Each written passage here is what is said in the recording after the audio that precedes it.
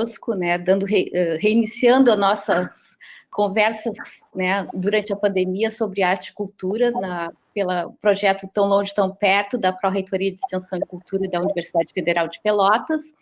Eu dou as boas-vindas a todos os colegas que estão participando, gente do Peru, a Rossana, vários colegas que estão na Espanha, pessoal de São Paulo, do Rio de Janeiro, Porto Alegre, muita gente querida nessa sala hoje para escutar o professor Edson.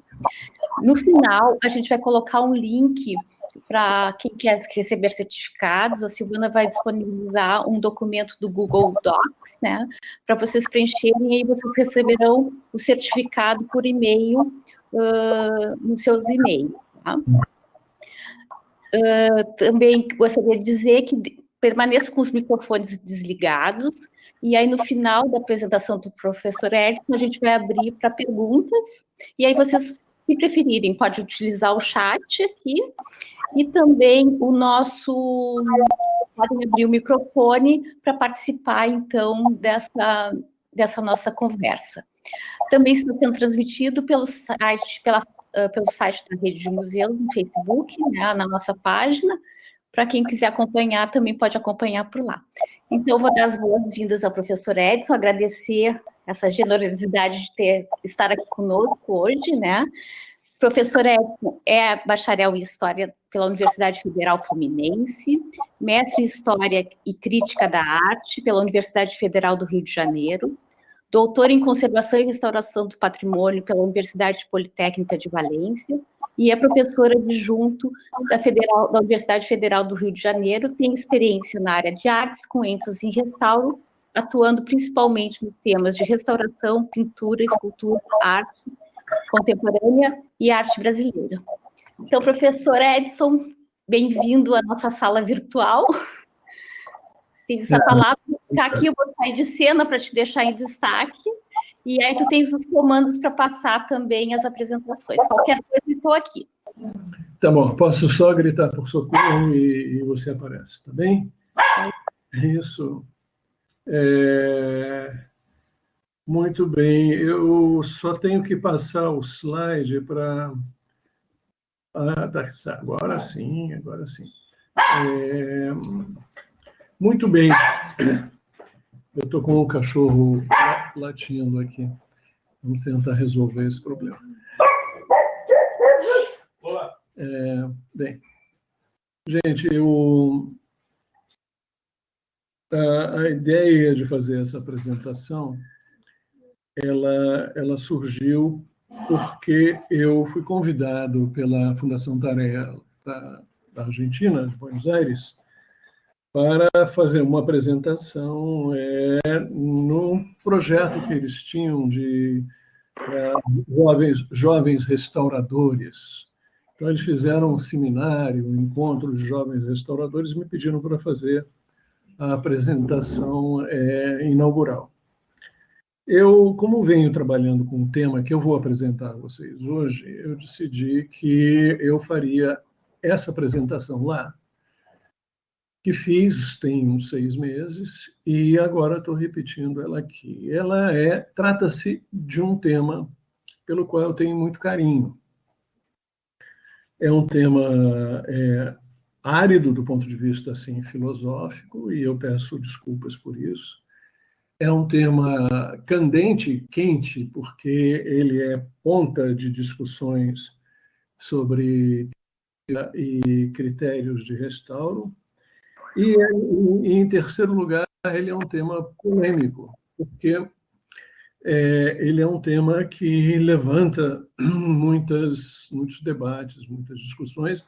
Eu espero que essas discussões surjam hoje.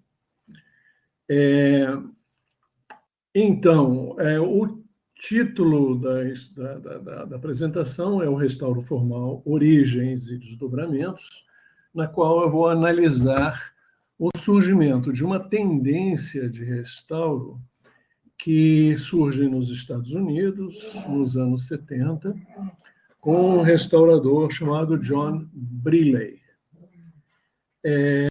Mas eu vou pegar um pouquinho antes do Brealey. Brealey aparece nos anos 70, eu vou retroceder até os anos 20. e tentar fazer uma sequência para vocês entenderem o porquê exatamente dessa linha de restauro, essa linha conceitual de restauro. Muito bem, vou ver se eu consigo aqui avançar esse slide.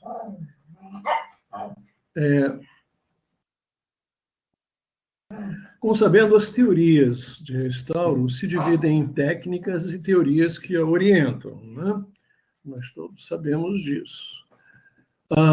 E como eu fui convidado para fazer uma apresentação para jovens restauradores, eu botei essa imagem aqui. É uma imagem minha, com 17 anos, trabalhando no ateliê do meu pai. E o que interessa é a última frase, que todas as coisas que eu vou expor, todas as teorias que eu vou expor, para bem ou para mal, elas têm origem na Alemanha, Áustria e Alemanha, Reino Unido e Estados Unidos. E elas se informam dessas teorias filosóficas, arte históricas que vêm desses países. Eu, para essa apresentação, me baseei em 4 livros, ou melhor, um texto e 3 livros. Os mais importantes estão na extrema esquerda e na extrema direita. O da extrema esquerda é um texto que vocês vão ver mais adiante, um texto sobre esse extraordinário restaurador que mudou as bases da restauração no mundo, que foi John Brealey, restaurador inglês. Do lado direito, vocês vão ver um livro também, um livro fantástico, da Francesca Buer, sobre o surgimento do restauro nos Estados Unidos, nos anos 20, e o impacto que isso teve no mundo e o impacto que isso teve no Brasil, principalmente no Brasil, já que meu pai estudou lá nos anos 40. Tudo começou na Universidade de Harvard, no Museu Fogg, com o Eduardo Waldo Forbes.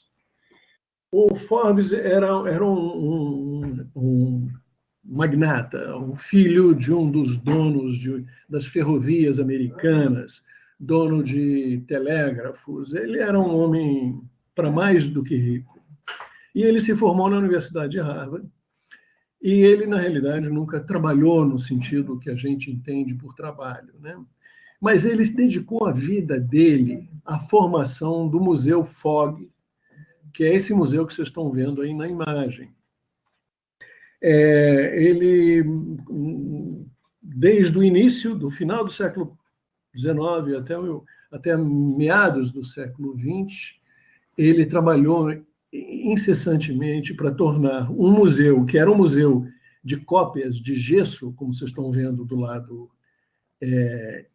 direito, ele fez esse museu, que era de cópias de gesso, tornou esse museu num museu extraordinário de arte, um dos lugares que quem vai para Boston tem que visitar, que hoje é um museu absolutamente espetacular, com uma ala nova do Renzo Piano e tal.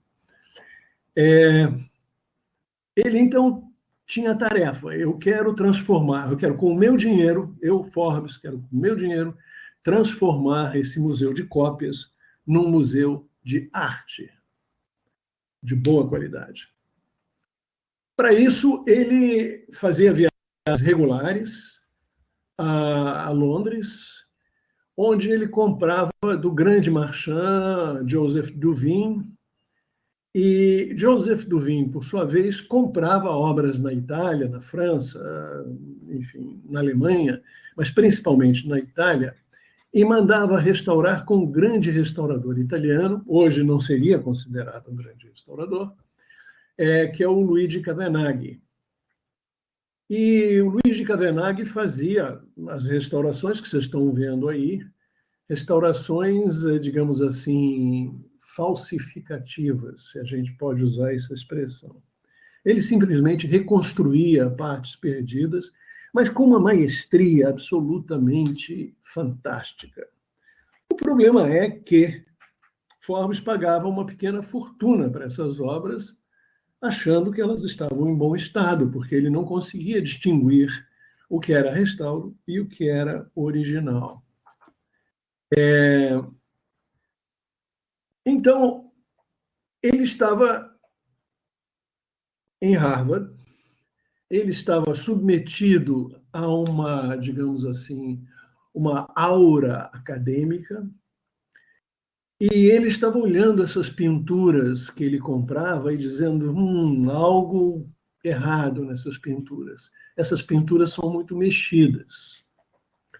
E a Universidade de Harvard, como a maioria das universidades americanas, era influenciada pelo modelo alemão de ensino universitário, na qual, aí eu abro aspas, a maior expressão da integridade moral se encontra na participação e na busca da verdade. Por que isso é importante para a gente? Porque essa atmosfera de busca da verdade influenciou Forbes, que comprava pinturas na Itália muito restauradas. Ele queria que essas pinturas muito restauradas mostrassem a sua verdadeira face e não a sua face restaurada.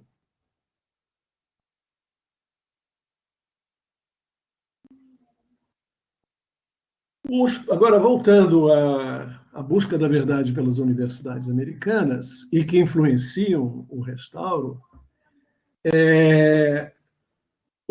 as universidades americanas estão baseadas num princípio kantiano, do filósofo Immanuel Kant, que dizia que era, digamos assim, foi um dos precursores da educação universitária alemã, que dizia que a verdade é a concordância, olha a importância disso para nós, né?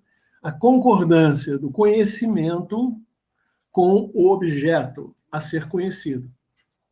Então, não basta ter um objeto, tampouco basta ter o conhecimento filosófico, no sentido francês da palavra.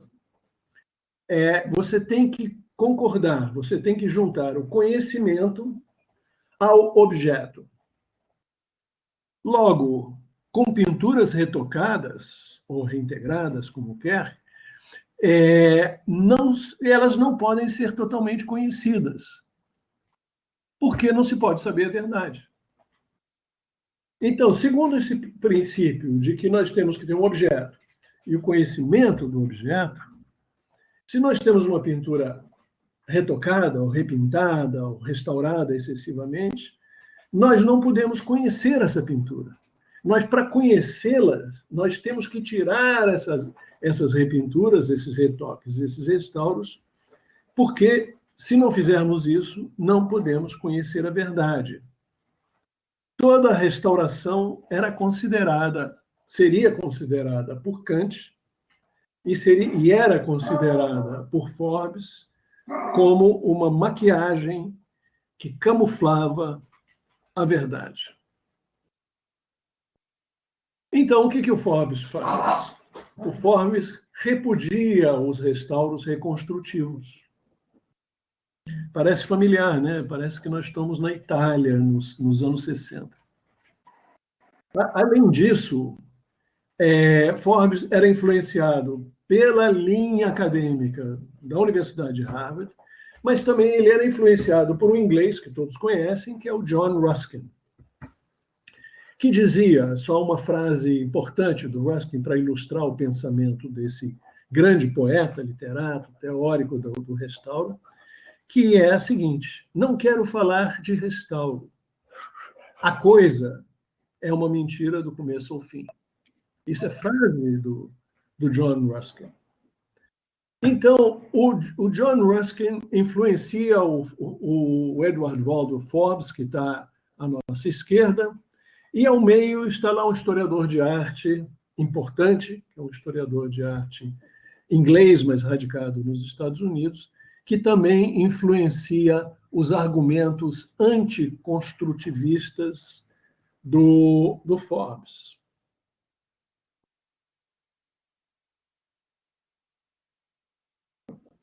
Portanto, Forbes comprava as pinturas na Itália, levava para os Estados Unidos e mandava os restauradores que ele contratava, mandava com que esses restauradores retirassem todas as reconstruções e deixassem a pintura no seu estado danificado.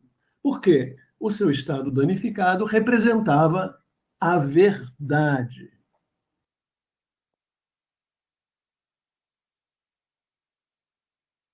Uma das restaurações seminais que foram feitas, que se vocês forem visitar o Museu do Fog, vocês vão ver, ela está em exposição, é essa pintura do Sandro Botticelli, na qual eles retiram todas as restaurações que vocês estão vendo do lado esquerdo e deixam a pintura com restaurações neutra ou sem restaurações, simplesmente a tela aparecendo ao fundo. Por quê? Mais uma vez, eles buscavam a verdade. E o Forbes chamava isso de The Honest Style of Restoration, o estilo honesto da restauração.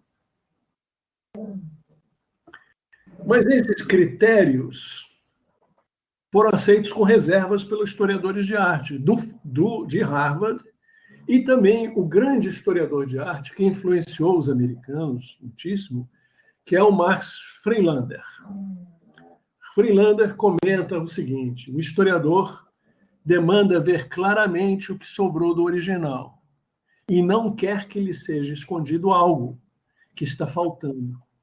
Uma atitude que tem ultimamente ganhado adesões é aquela na qual as partes defeituosas são preenchidas por uma tinta neutra. Então, o Friedlander concordava com essa visão do Ruskin e do Forbes. Ele concordava que as coisas, você tinha que tirar as repinturas, tirar os restauros e deixar a obra no osso. Porém, ele deixa um rabinho de esperança, que nós vamos retomar mais tarde, quando ele diz o seguinte: quando vazios, ou seja, lacunas, existem no meio de pinturas do século XVII, elas eliminam a ilusão de integridade espacial e destroem o efeito pretendido. Então, embora ele defenda que não se deva retocar pinturas, ou não se deva restaurar pinturas, não se deva completar as lacunas, ele diz, mas espera aí, mas em alguns casos talvez a gente tenha que fazê-lo.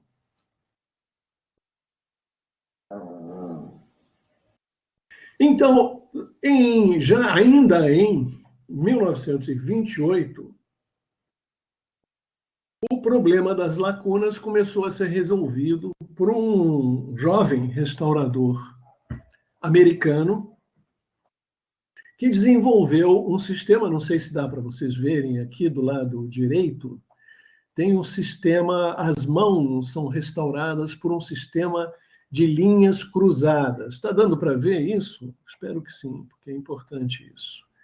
Bem, se não dá para ver, acreditem em mim.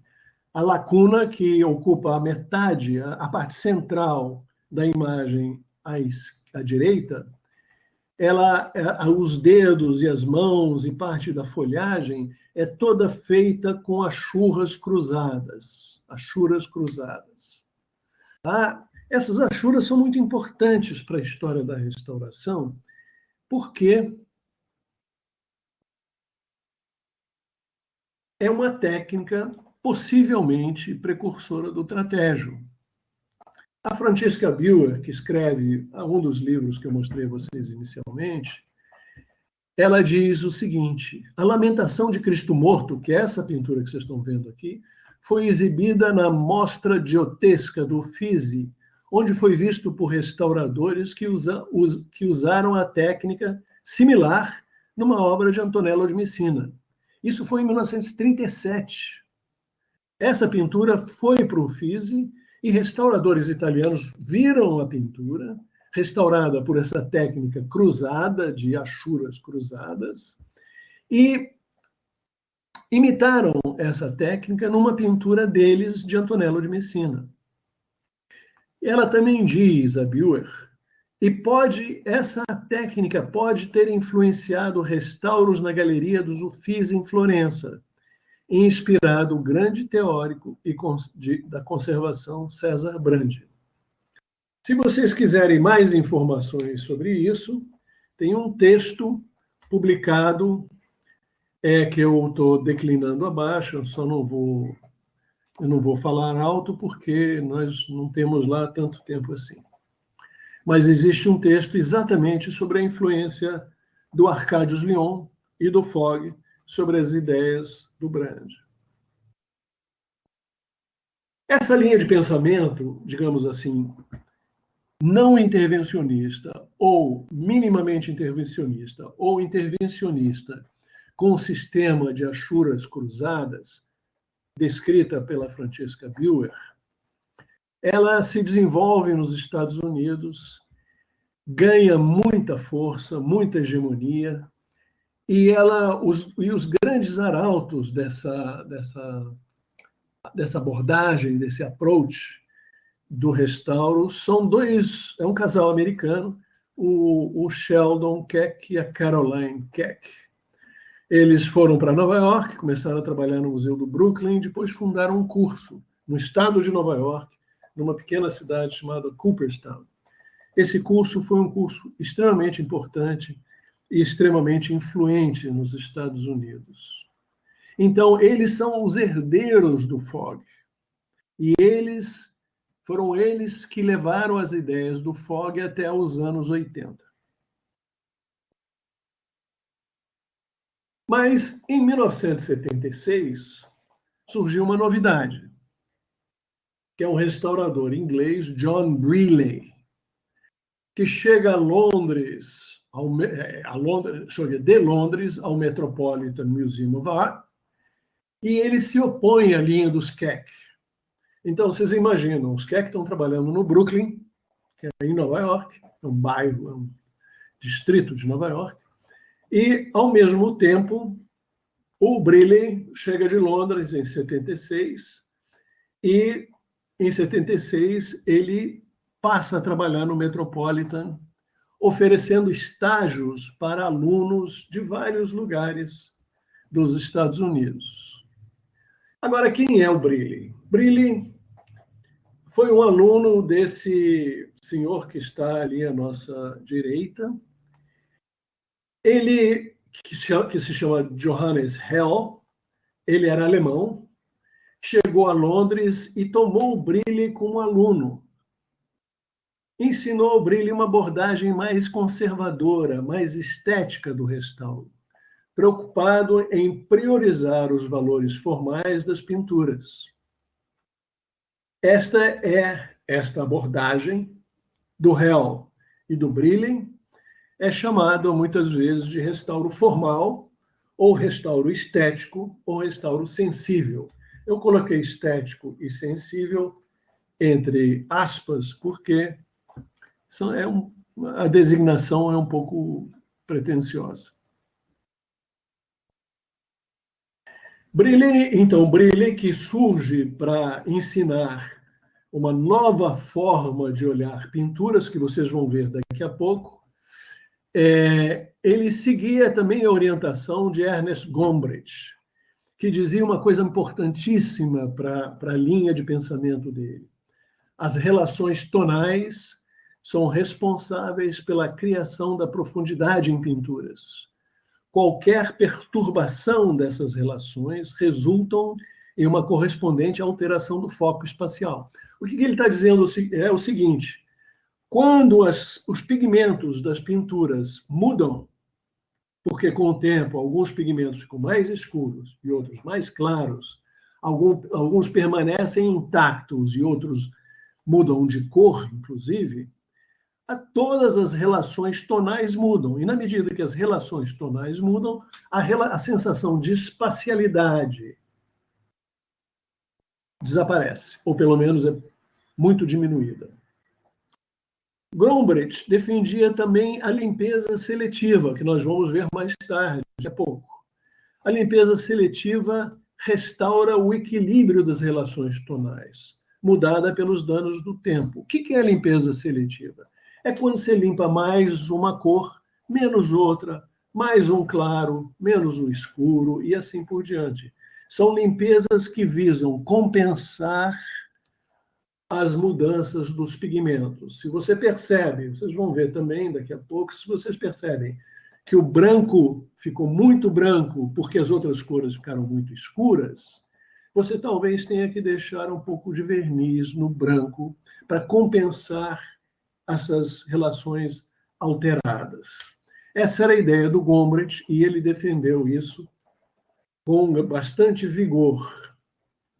Brilli, portanto, se preocupava com as relações cromáticas e formais, como o espaço, o volume e o claro e escuro. Quem está falando isso é uma auxiliar do Brilli, que é a Diane Modestini. Então, a partir de agora, todas as frases atribuídas ao Brilli vão ser, na realidade, frases recuperadas do arsenal brilliano pela Modestini, que escreve um artigo sobre as frases e os pensamentos do Brilli, já que o Brilli não deixou nada escrito. Ela diz também: o importante está menos em buscar a verdade. Você tem que substituir o paradigma da verdade, da busca da verdade, pelo da busca da legibilidade. Olha como isso é importante. Nós todos queremos buscar a verdade. O Brilli vai dizer não, nós todos não, né? Nós aqui no passado, né? O Brilli vai dizer o seguinte: é menos relevante buscar a verdade do que buscar a legibilidade. A pintura tem que voltar a ser legível.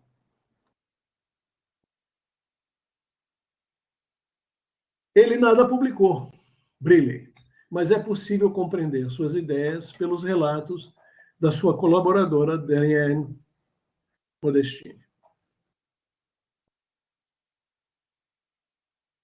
Seu pensamento, o pensamento de Brilli, diz o seguinte: seu pensamento pode ser entendido pelas perguntas que fazia o Brilli ao restaurar uma pintura.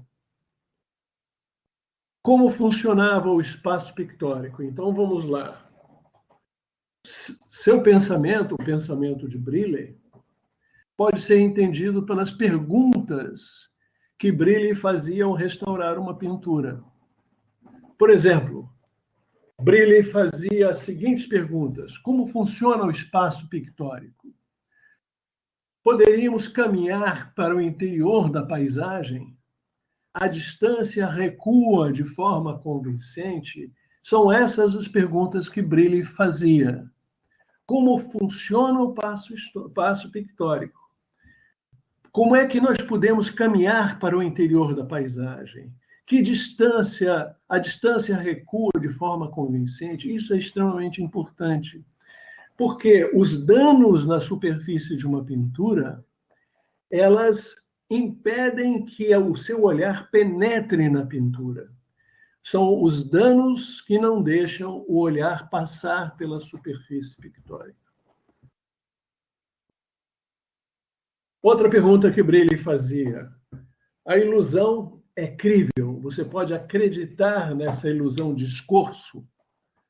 Por exemplo, o escorço daquela perna daquela moça à direita, o escorço do planejamento no centro, o escorço da figura deitada ao chão, o escorço da perna, isso é crível, quer dizer, a gente consegue acreditar naquilo, que existe essa forma no espaço? Se é, temos o problema respondido. Outra pergunta que Brilli faria: a mesa é plana? O jarro é redondo? Porque o que o Brilli queria? Ele queria resgatar a forma, resgatar os planos, resgatar o espaço. Nós vamos ver isso daqui a pouquinho. Outra coisa que o Brilli falava: a transição das áreas de pele funcionam de forma convincente? Vocês estão vendo o rosto à direita? O rosto à direita tem suas lacunas. E essas lacunas são importantes, mas o importante é você tratar a lacuna para recuperar o quê? Recuperar o volume, as transições. Não é a lacuna que é importante, são as transições de claro para escuro, de frio para quente, para fazer o volume. Nós, restauradores, temos, às vezes, uma certa fixação com danos. Nós temos que passar a ter uma fixação com a forma. O dano é apenas um inimigo a ser neutralizado.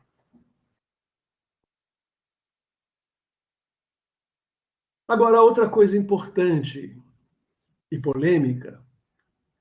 Durante o restauro, o hábito de Brille era abster-se de insistir nas passagens mais claras e luminosas. Essa pintura que vocês estão vendo aí é uma pintura importante do Cirilo Volkmar Machado.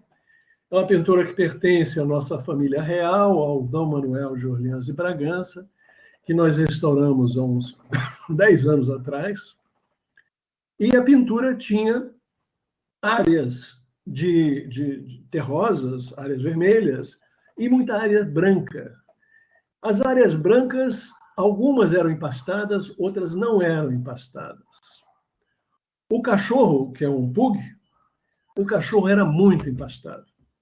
Os testes que fizemos no cachorro mostraram que se tivéssemos tirado todo o verniz dele, ele ficaria muito branco. E ao ficar muito branco, ele competiria com o elemento iconográfico fundamental, que é o D. João VI. Esse é o único retrato de D. João VI, criança. Então, nós não queríamos que o pug, que era um elemento secundário, competisse com o elemento fundamental, que era o D. João VI. Então, deixamos sobre o pug uma ligeira camada de verniz. Não limpamos o cachorro completamente, para poder justificar a importância da imagem de D. João.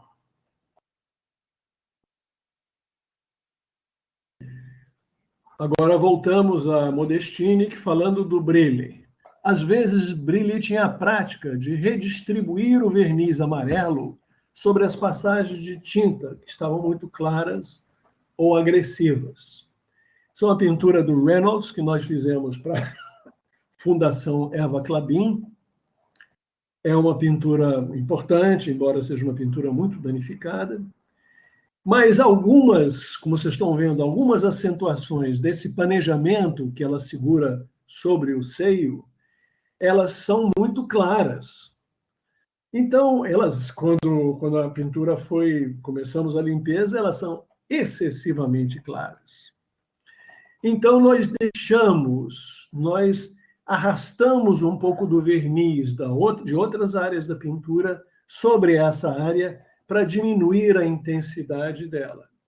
Agora, isso é interpretativo? É um pouco interpretativo, sim, mas principalmente é o conhecimento das técnicas.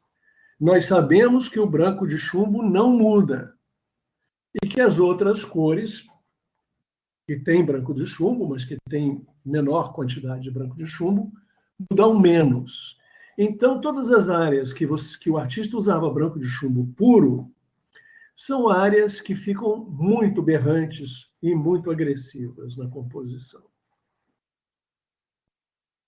Esse é um outro exemplo, vou falar mais uma frase atribuída ao Brille, que é: usar velaturas de aquarela sobre o original era uma prática do Brille para reequilibrar a passagem de mangas brancas e outras situações nas quais o reequilíbrio não pode ser obtido durante a remoção do verniz.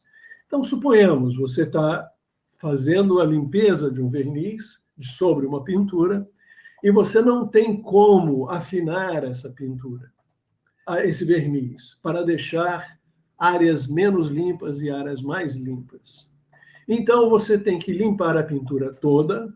Essa é uma pintura que pertence ao governo do estado do Rio de Janeiro, uma pintura do do Palácio Laranjeiras, que nós restauramos há uns 3 anos atrás. É uma pintura extremamente importante, é uma pintura inglesa muito importante. E na limpeza nós percebemos que o vestido, o bustier dela, ficava excessivamente branco. Então nós fizemos em aquarela o que os italianos chamam de aquasporca, que é uma mistura de 2 cores complementares que dá um cinza colorido, e esse cinza colorido foi passado sobre aquela área do bustier branco apenas para diminuir levemente a intensidade do pigmento de branco de chumbo. Porém, Briley nem sempre procedia assim. Com pinturas impressionistas, que têm como característica paletas claras, ele insistia nos solventes para remover todos os restos de verniz descolorido e sujeira que poderiam interferir com o frescor da cor. As imagens que eu estou mostrando são pinturas restauradas por nós no Teatro Municipal do Rio de Janeiro, e eu estou mostrando um pequeno detalhe para ver como ela foi completamente limpa. Por quê? Porque a pintura impressionista tem essa característica. Tem uma característica de frescor de cor, de frescor de pigmento. Os pigmentos têm uma identidade que fala por si só. Então, nessa pintura foi feita uma limpeza completa da sujeira que havia se acumulado durante muitos e muitos anos.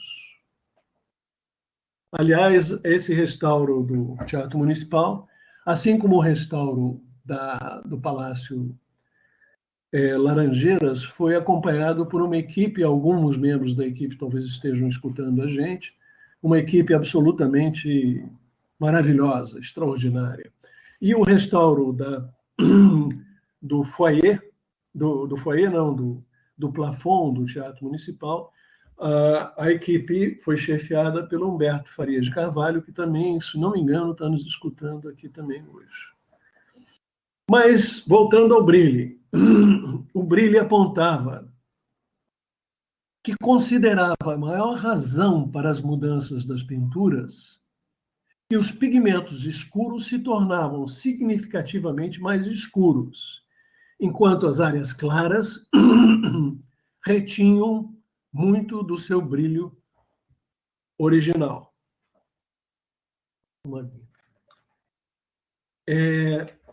Eu estou mostrando a vocês uma pintura maravilhosa, uma pintura Escola de Barbizon, do Charles Jacquet, que restauramos agora nessa campanha das 28 pinturas do Palácio Laranjeiras. E nessa pintura eu cometi um erro. E o erro está evidente para quem olha a pintura. Vocês estão vendo aquela nuvem central ali, né? Ao limpar a pintura, eu limpei e tirei todo o verniz, mas a nuvem era composta essencialmente de branco de chumbo e ela não mudou. Muitas outras cores, muitas outras áreas da pintura se tornaram mais escuras, mas o branco de chumbo não se tornou mais escuro. Então, como vocês estão vendo, a nuvem do branco, composta com branco de chumbo, está avançando dramaticamente sobre a árvore. Parece, inclusive, que ela está engolfando a árvore, de tão vigorosa é a tonalidade. Esse foi um erro nosso, nós comemos mosca nessa brincadeira, porque nós devíamos ter colocado, ou deixado um pouco de verniz, ou colocado um pouquinho de aquasporca sobre essa nuvem. Gostaria de lembrar que aquasporca não significa uma tonalidade grossa, uma tonalidade opaca. Ela é translúcida e ela apenas imita, de forma muito competente, um verniz alterado. E ela só é usada quando a gente não consegue deixar verniz sobre as áreas muito alteradas. Deixa eu beber uma água aqui.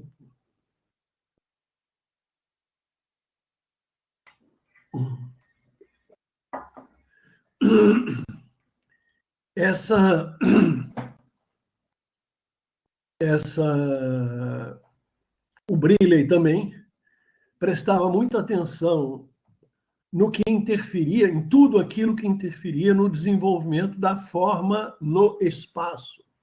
Vamos entender isso.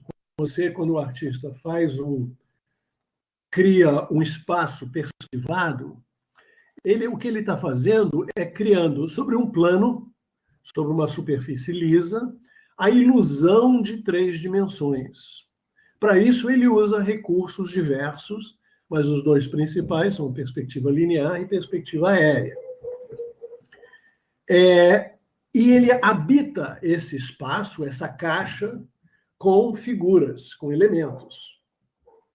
Qualquer dano que afete a superfície física da tinta pode trair a ilusão de espaço. Você vai estar olhando a pintura e dizendo, esse espaço não existe. Por quê? Porque o dano está na superfície. Você passa a ter consciência da superfície física, do plano físico, matérico da pintura. Então, o Brearley, ele defendia que todos os danos que interferissem com a ilusão de espaço e a ilusão de volume fossem neutralizados para que esses 2 valores plásticos pudessem ser recuperados. A pintura que está à direita é um exemplo bom disso, porque é uma pintura, é um retrato em contraluz. Agora, a contraluz é uma técnica extremamente perigosa, como vocês viram na paisagem do Jacquet, que eu mostrei a vocês, porque se os pigmentos que formam a contraluz ficarem muito claros com o tempo, a contraluz vai ficar num plano mais à frente do que o retrato. A contraluz tem que existir, porque é uma técnica pictórica importante, mas ela tem que estar atrás da pintura e não à frente da pintura.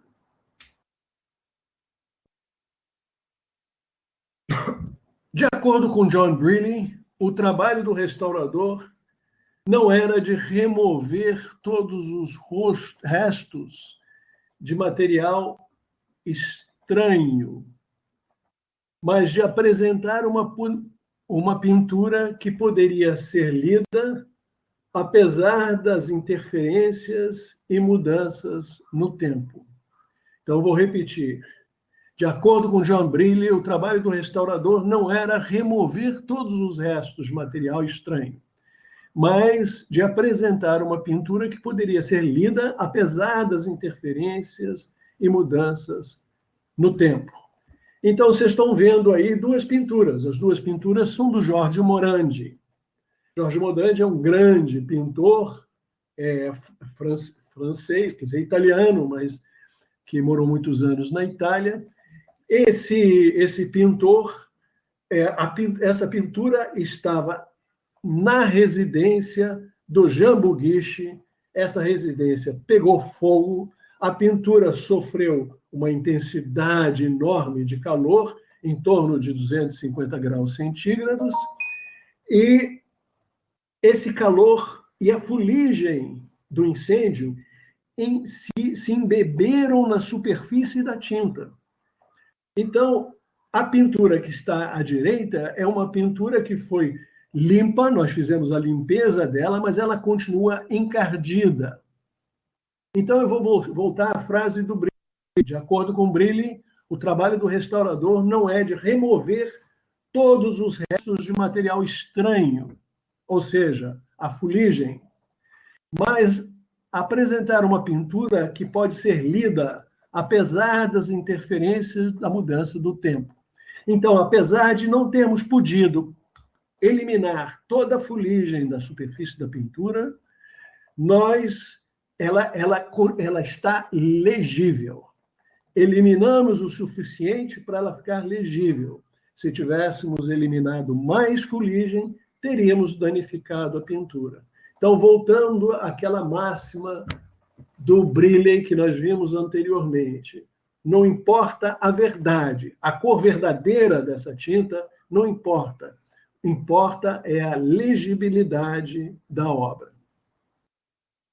Mais tarde, alguns alunos de John Brilley desdobraram sua abordagem, considerando, além da forma que Brilley considerava, o significado não iconográfico, ou seja, não as figuras, não o jarro, não a árvore, não a planta, mas que deveríamos considerar no restauro também a poesia, a mensagem e o conceito.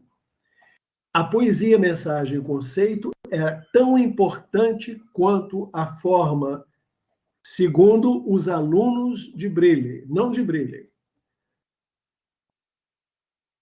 Para entender esse conceito é extremamente importante. Nós temos 3 pinturas importantes. Por isso se entende as subcorrentes para essa pintura. Nós temos,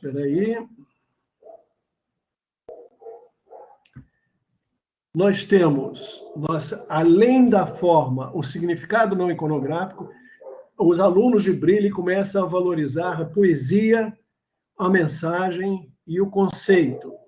Isso reaparece quando se discute arte contemporânea, né?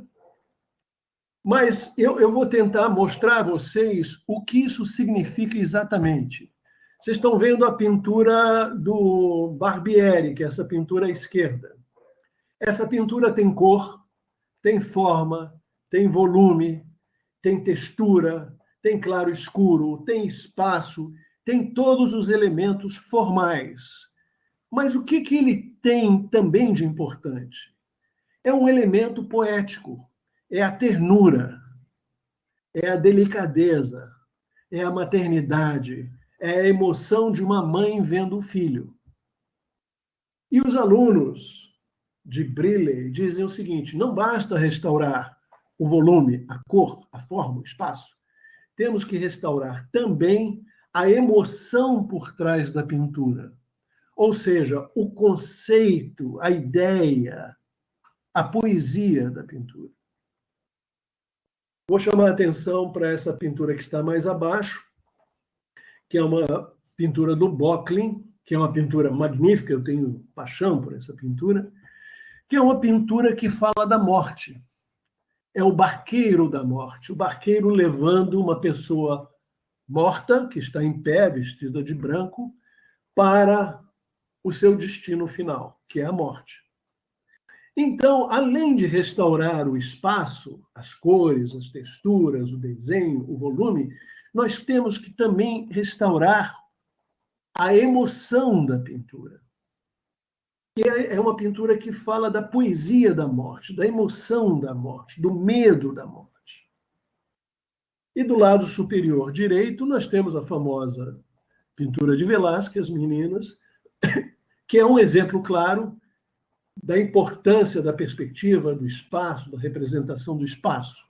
É também importante pela representação da textura, das pinceladas, do vigor das pinceladas, do volume. Agora, é importante também porque ele tem um elemento poético. O elemento poético é o cotidiano da corte. É o dia a dia. É a ternura entre as pessoas que participavam da corte. Então, o que os alunos de Brilley dizem? Espera aí, nós temos que restaurar o volume, mas temos que restaurar a emoção. Agora, vocês vão me dizer, sim, mas como restaurar a emoção? É fácil restaurar volume, é fácil restaurar desincronias tonais, mas não é tão fácil assim restaurar a emoção. E quando eu digo restaurar a emoção, e quando os alunos de Brilley, esse que eu vou mostrar daqui a pouco para vocês, diz isso, o que ele está dizendo é o seguinte: temos que levar em conta a emoção ao restaurarmos uma pintura.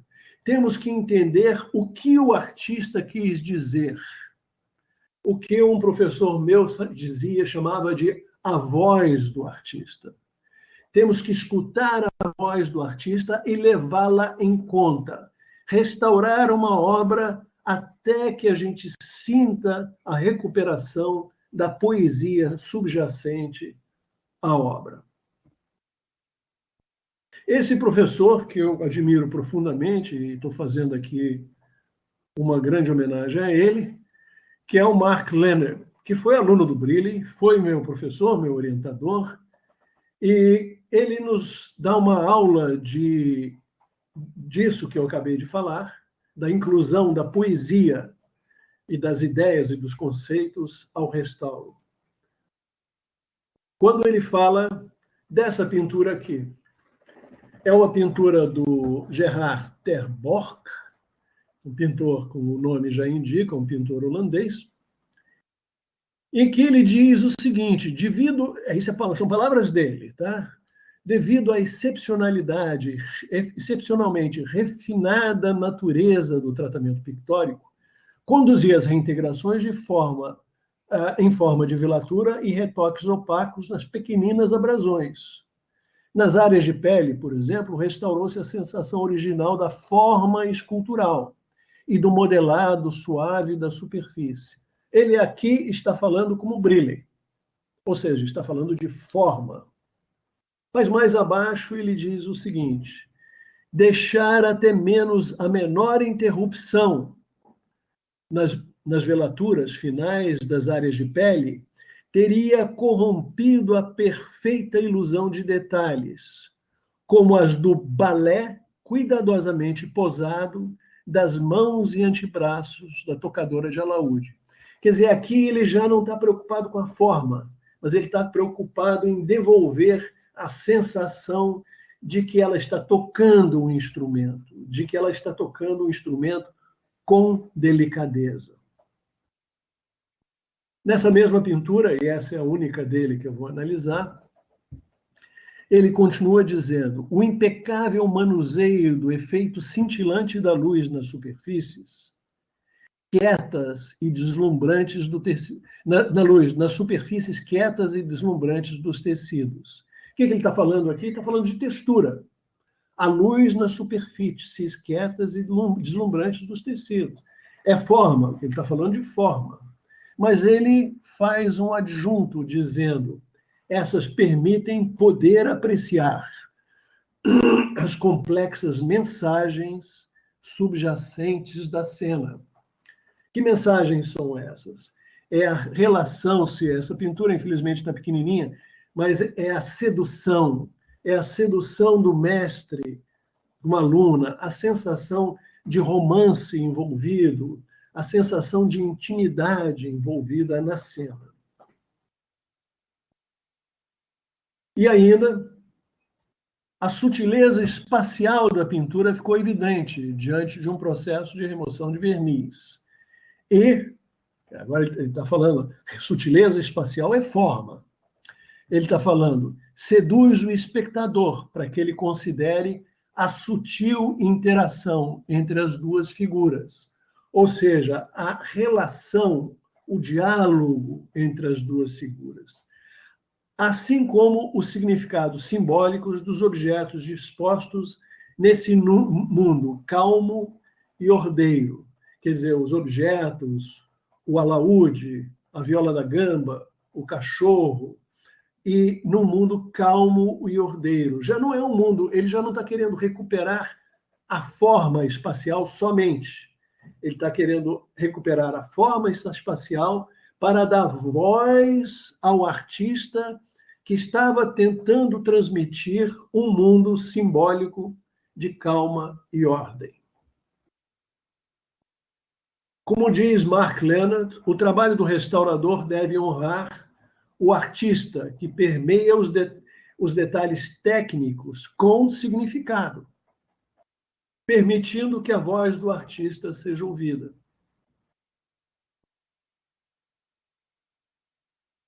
E, portanto, para concluir, podemos usar uma frase de Briley, que diz o seguinte,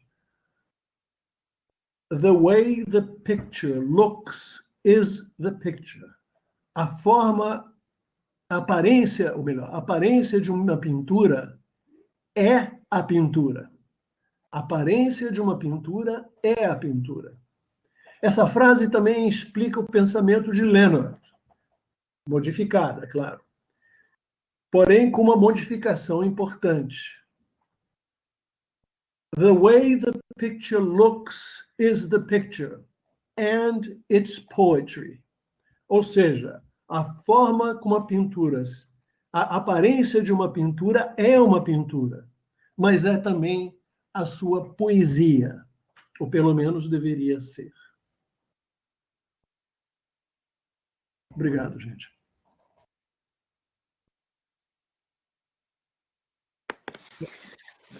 Obrigada, Edson. Agora vamos abrir para as perguntas. Eu estou tentando ligar minha câmera aqui. Muito obrigada pela essa aula. Passou assim super rápido esses momentos, né? E queria te parabenizar por ter colaborado conosco hoje, né, nessa tarde. Já que em Pelotas faz muito frio. Então vamos abrir para perguntas. Primeiro, eu queria, antes das perguntas, eu queria agradecer, André, pelo convite. Vocês são os anjos nessa pandemia miserável que a gente vive. Essas janelas para um mundo inteligente são muito bem-vindos. Obrigado. Eu que agradeço a tua disponibilidade de estar compartilhando conosco. Ó, temos alguns comentários aqui no chat. Não sei se você consegue acompanhar aí ou queres que eu leia. O Cláudio parabenizando o Edson, né? A Marilene gostaria de agradecer pela palavra, pela palestra, né? O que você poderia dizer sobre a possibilidade de alejamento, remoção parcial de verniz, a noção de pátina e a perspectiva do restauro formal. O que você poderia dizer sobre pintura moderna e contemporânea e o restauro formal? Peraí. Vai ser meu HD é muito limitado. Eu só entendo uma pergunta de cada vez. Ela fez duas perguntas, né? A remoção parcial, né, do verniz. O Alejman, o Marilene, não foi a pergunta do Marilene, né? Foi. Marilene, o Alejman é ótimo. Se nós pudéssemos, se funcionasse sempre, seria ótimo. Nem sempre funciona. Às vezes você consegue afinar, às vezes não consegue. Então, a gente não pode contar 100% com ele. Como você viu, né? Quando o Alejman não é possível, e o Alejman, entendo por Alejman, a remoção por igual na pintura, né? E às vezes, se é possível, é ótimo. Mas quando não é possível e você tem que tirar todo o verniz, e às vezes a aquasporca localizada dá resultados bastante bons. A segunda parte da pergunta era? Era sobre a pintura moderna e contemporânea e o restauro formal. Aplicam-se os mesmos princípios, né? É uma área de debate, porque a pintura contemporânea, como você sabe, ela se divide em várias coisas, né? Dentre uma das categorias de pintura contemporânea é a arte conceitual, onde, no caso da arte conceitual, alguns critérios são um pouco diferentes, mas a grande maioria da pintura contemporânea ela pode ser tratada com critérios formais muito parecidos com os das pinturas não contemporâneas. Agora, arte conceitual é uma outra categoria, temos que usar outros critérios ligeiramente. Arte contemporânea não, arte conceitual. Temos que usar critérios ligeiramente diferentes. Agora, o restauro formal se aplica às pinturas contemporâneas não conceituais, com perfeição. Uhum. Obrigada, Marilene, por ter participado aqui. A Marilene foi minha professora de restauro de pintura no Secor. Agora é tua colega na UFMG, na UFRJ, né? Exatamente. Temos vários colegas aqui participando, né? A Lúcia está parabenizando o professor, bela, maravilhosa aula. A Kelly, nossa colega aqui da UFPEL também, parabéns pela palestra. A bem-vinda, ótima apresentação, parabéns, professor Edson. O Daniel Aguiar, demais, professor Edson. A nossa colega Daniele Fonseca, também coordenadora do nosso curso de Conservação e Restauro, parabéns, maravilha. A Mary Terezinha, nossa colega também, nossa aluna, muito bom. A Letícia, maravilha, parabéns. Denise Santos, parabéns, Edson, adorei a sua aula. O Cláudio, o som está baixo. E o Willi, nosso colega da UFMG, obrigado, professor Edson, parabéns pela brilhante palestra. Obrigado. A Rosana, do Peru, está nos assistindo também. Graças a mim, a Silvana e ao Edson, né, por esta estupenda e interessante palestra. Um abraço para todos. Um abração, Rosana. Silvinho está aqui com a gente também, parabéns por essa excelente palestra, muito valiosa. E o William agradecendo, então, a participação, né? Obrigada, parabéns à equipe organizadora. Nós é que agradecemos esse momento, eu não sei se alguém mais quer fazer alguma pergunta. Eu fiquei muito, como eu trabalho na área de pintura, eu fiquei muito feliz assim, com a tua fala hoje, né? E conhecer também um pouco dos americanos que trabalharam, porque a gente acaba estudando muitos italianos e não conhece tanto os trabalhos da América, né? Então, eu achei maravilhoso, eu aprendi bastante também hoje, e queria te agradecer, assim, essa oportunidade. A gente tem vários alunos da conservação, nossos alunos aqui, colegas também, a Alba, a Isis, que são alunas que acompanham sempre a nossa programação desde o início, em março, quando a gente começou com as atividades dessas conversas, né? Então, tem um público que é cativo aqui nas nossas tardes frias de Pelotas, né? Então, a gente consegue trazer essa aproximação, Edson, né, com os colegas de várias áreas, assim, nesse momento, que está tão difícil para todo mundo, né? Pelotas está se tornando até uma ilha, assim, porque nós não temos ainda nenhum momento trágico nesse momento, a gente está com os leitos vazios, desocupados, não tivemos nenhuma morte, são poucos leitos, cerca de 6 leitos ocupados na cidade, então a gente está num período bom, né, dentro toda essa tragédia que acontece no Brasil. Então, acho que esses momentos de falar um pouco da arte, do restauro, a gente vai ficando também mais feliz, né? É importante isso. E não sei se a Silvana quer entrar também para dizer alguma coisa, se o Edson quer falar mais alguma coisa. Eu estou vendo que tem bastante gente digitando aqui. Ah, eu que não subi, viu, Edson? Que é? A telinha. O Raul gostaria de saber a opinião do Edson do comparativo entre ajustes que podem ser realizados em uma limpeza seletiva ou se esses ajustes podem ou devem ser removidos no retoque, com maior controle. As duas opções são perfeitamente justas. Pode ser feita na limpeza, não sei se é isso que o Raul sempre faz perguntas inteligentes. Cadê Raul? Parece aí, Raul, não se esconde, não. Raul, se quiser ligar o microfone e a câmera, pode ligar. Eu tenho a impressão, você podia repetir a pergunta, porque eu tenho a impressão que eu não entendi totalmente a pergunta. Gostaria de saber a opinião do Edson. Olha, ele está ligando a câmera, vai fazer pessoalmente aí. Oi! Estamos com o som. Faz a pergunta, Raul, faz a pergunta. Não estamos te escutando, eu acho que tu não ligou o microfone. Nas 3 bolinhas embaixo aparece o microfone. Tem importância. Andréia, repete a pergunta aí. Podem ter na opinião entre os ajustes que podem ser realizados em uma limpeza seletiva ou esses ajustes podem ou devem ser removidos no retoque? Quando você fala Na realidade, a Aquasparca é um ajuste de fase de retoque.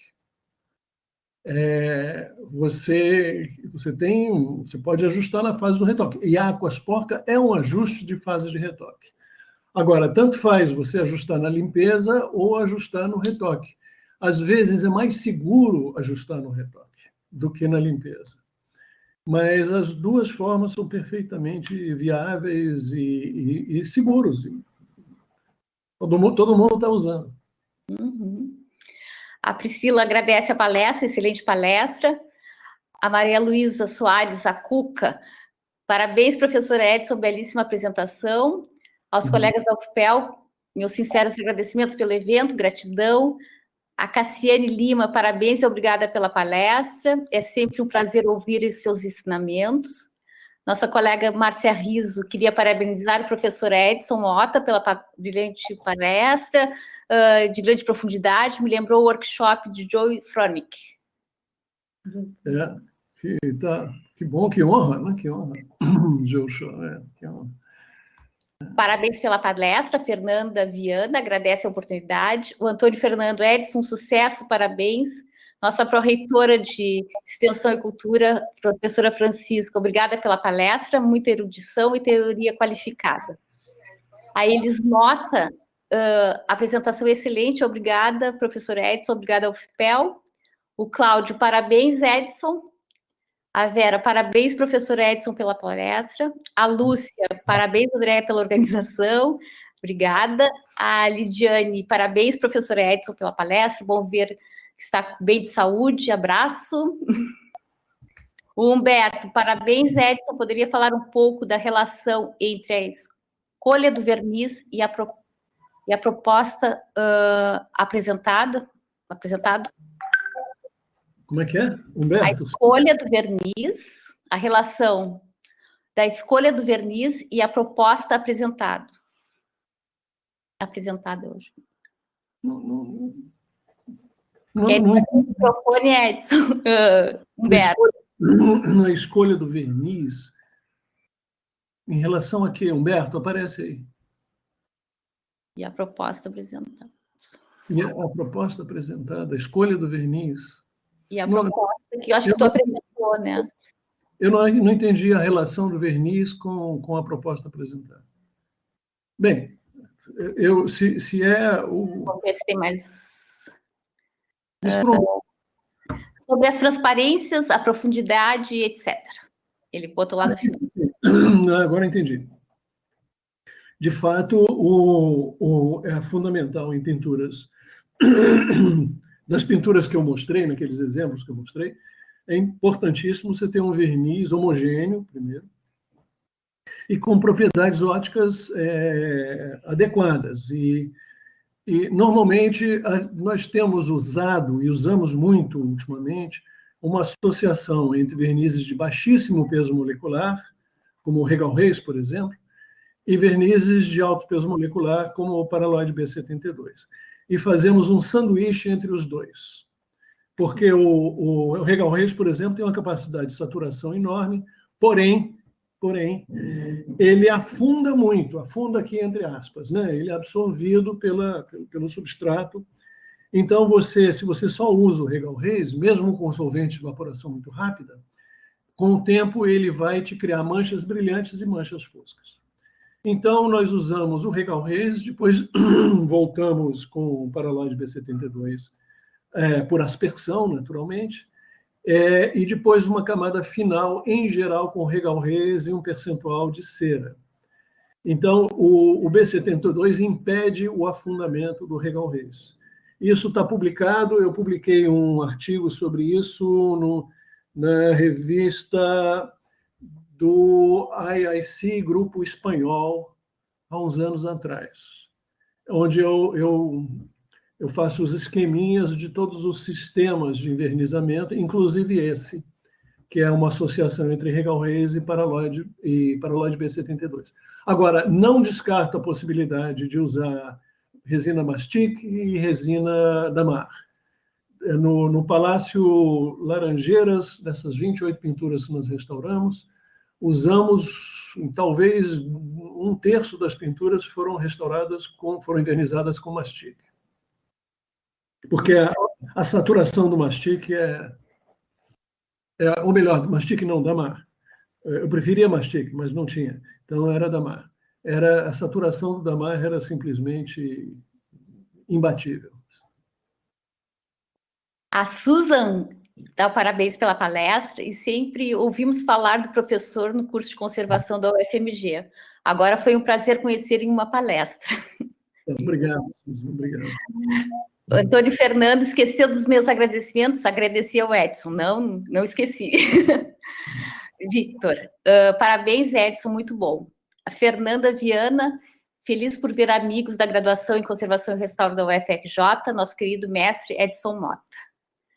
Paul respondeu que foi resolvido a questão, né? E a Alba, é sempre um enorme prazer e oportunidade de aprendizagem. Obrigada, Edson, e aplausos. A Susan, gostaria de saber sobre a relação do artista plástico com a conservação. A sua trajetória foi influenciada pelas artes plásticas? Digo, o professor teve formação em artes plásticas também? Olha, tem mais pergunta? Não? Pode fazer. Pois vi que só fala a poesia do artista na restauração. Tá, essa depois você me lembra dessa segunda parte. Tá. Eu acabei de escrever, juntamente com o Cláudio Valério e com o Daniel Biar, um capítulo de um livro sobre a formação do restaurador conservador, e você sabe disso, porque eu te liguei várias vezes fazendo perguntas. Nesse artigo eu falo da importância de você ter alguma formação na arte que você vai restaurar. No meu caso, eu só restauro pinturas, e eu estudei na Escola de Belas Artes, na prática de 69 a 72. Depois eu abandonei a escola, fui fazer outro curso universitário, fui fazer História.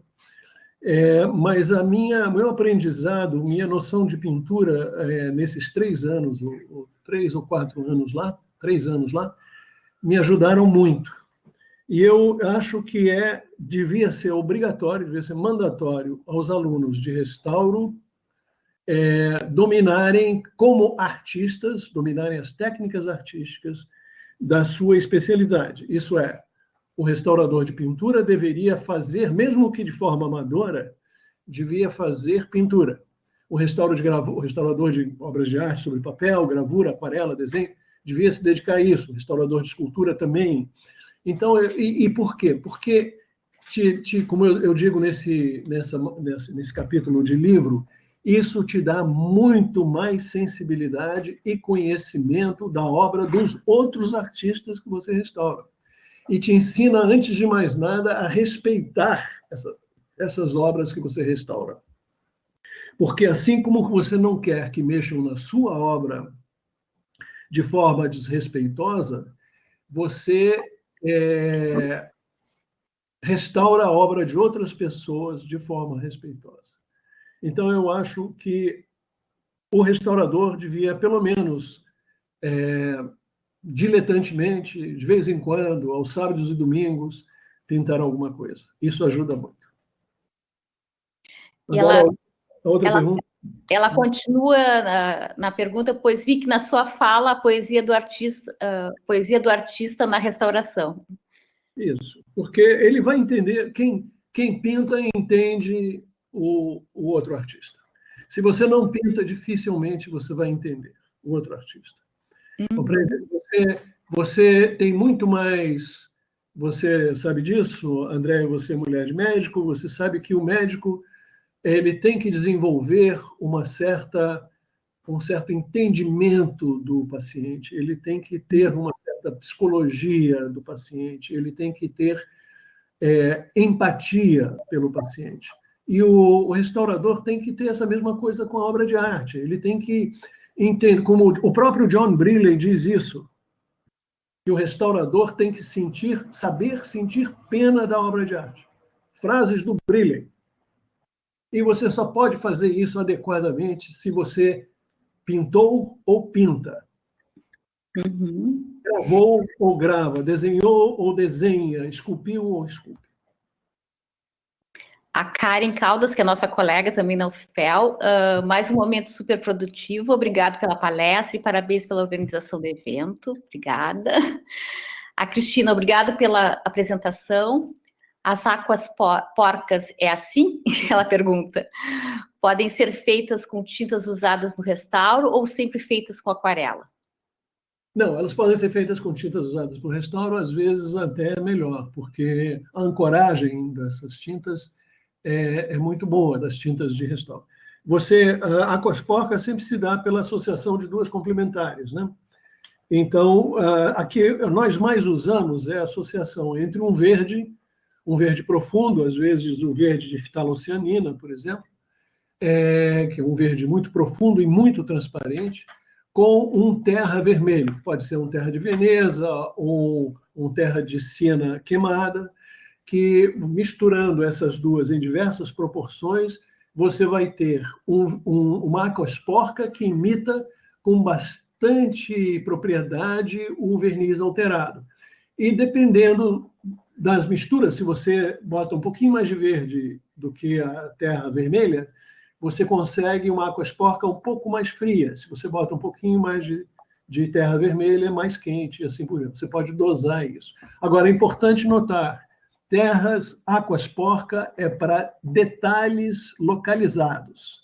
Não é para ser usado como uma pátina geral. Isso que é importante. Importante. Milene Barreto, parabéns, Edson. Excelente sua palestra, é sempre muito bom ouvir.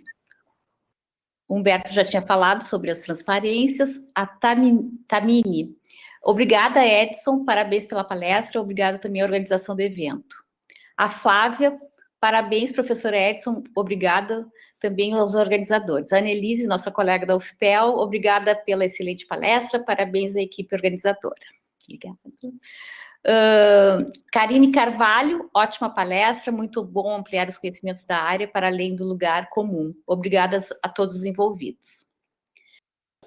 André Andrade, prezado professor Edson, nesse momento de museus fechados e muitas vezes sem refrigeração, devemos nos preocupar mais com alguns vernizes em relação a outros?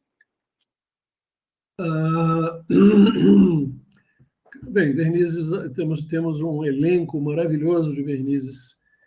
Não é perfeito, mas é muito bom, de vernizes sintéticos.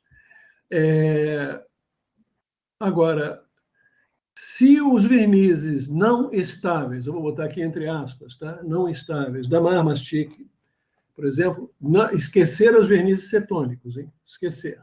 Vernizes cetônicos foram usados até o início desse século.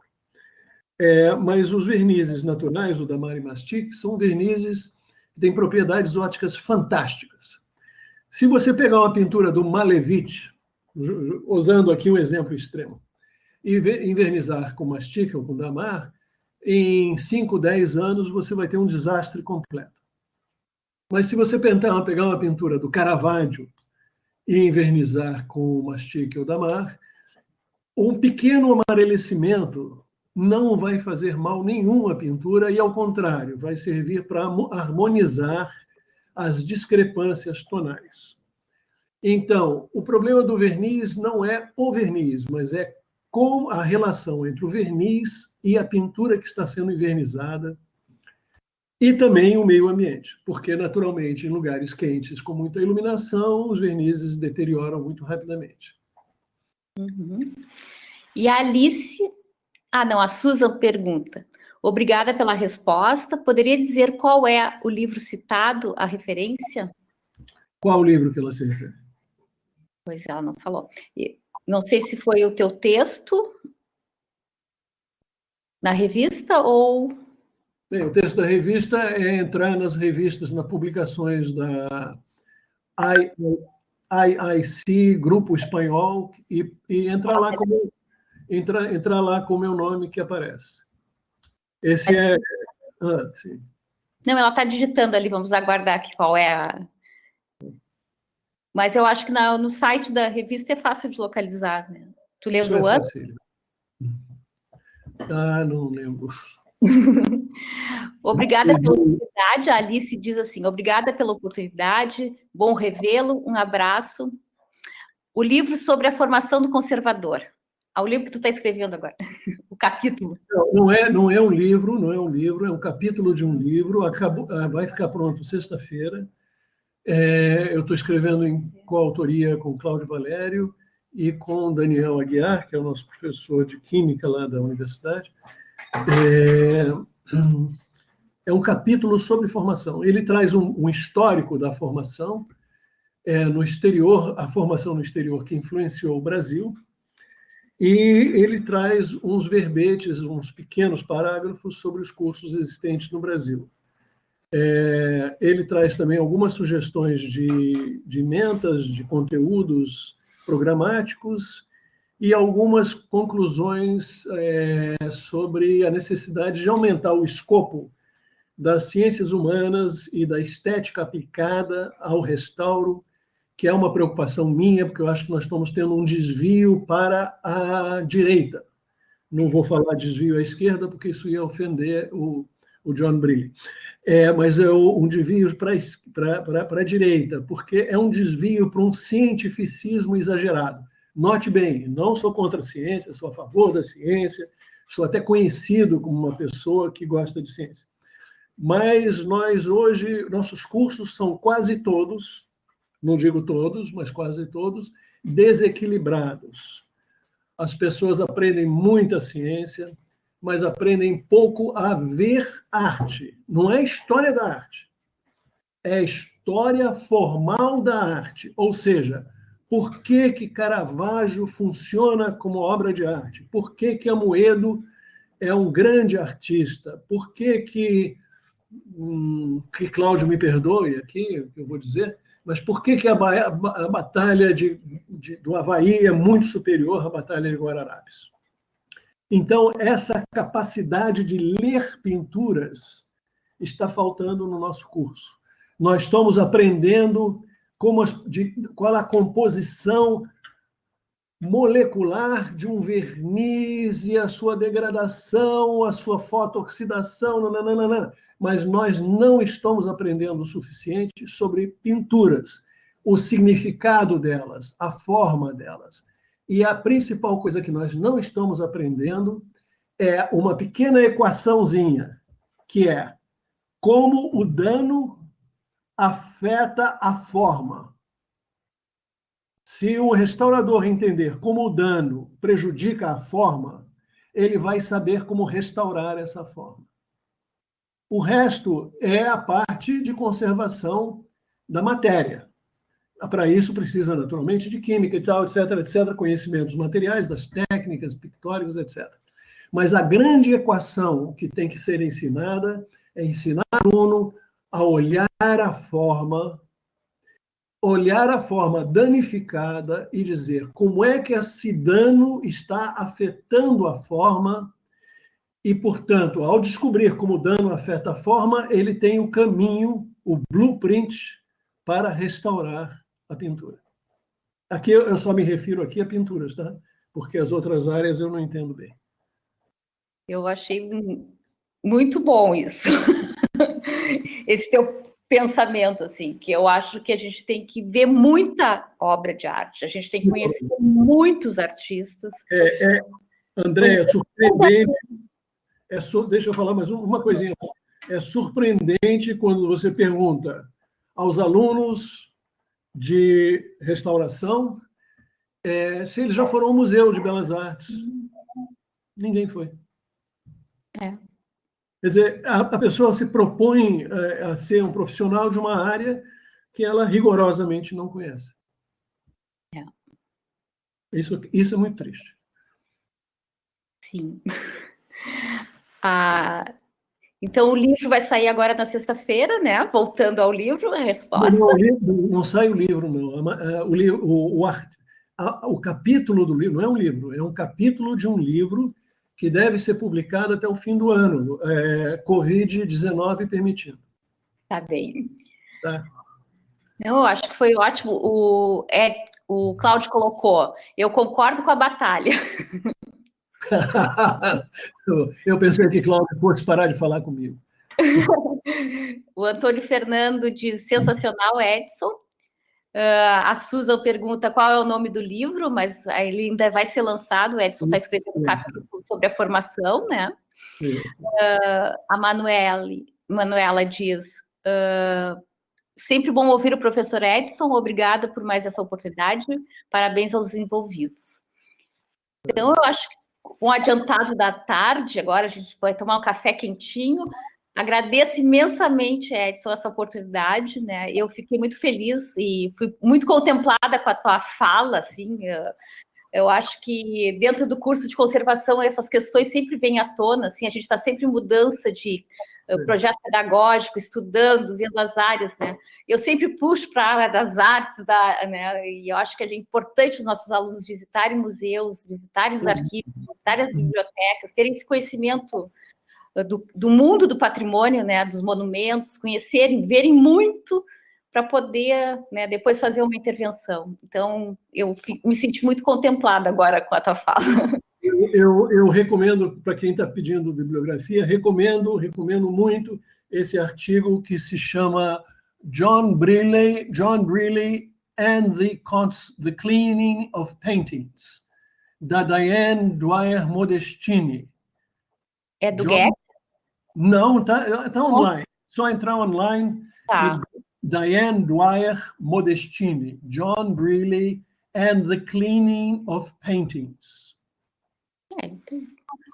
Fundamental, absolutamente fundamental, seminal. Não dá para perder esse artigo. Então tá. Muito obrigada. O Raul ficou nos acompanhando. Silvana, o microfone está desligado. Tchau. Teu microfone está desligado. Não, está ligado. Não dá. Queria agradecer ao Edson e a todos os presentes. Muito obrigada, Edson. Acho que a tarde foi fantástica e você fechou com chave de ouro. As suas últimas colocações foram ótimas. Muito obrigada. Obrigado, querido. Agora aguarde que eu vou fazer uma foto de... Eu faço um registro fotográfico. A gente tem uma recordação desse momento. Tá. Então tá registrado aqui. Valeu, tchau, pessoal. Boa tarde. Obrigada pela presença. Tchau, Silvana. Tchau, todo mundo que está participando. Tchau.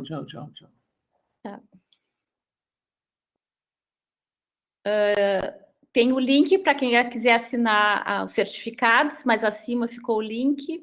Várias pessoas. Eu ainda fico um pouco na sala para salvar o bate-papo, as notas compartilhadas. A Silvana colocou de novo o link. Para quem quiser fazer a sua inscrição e receber o certificado.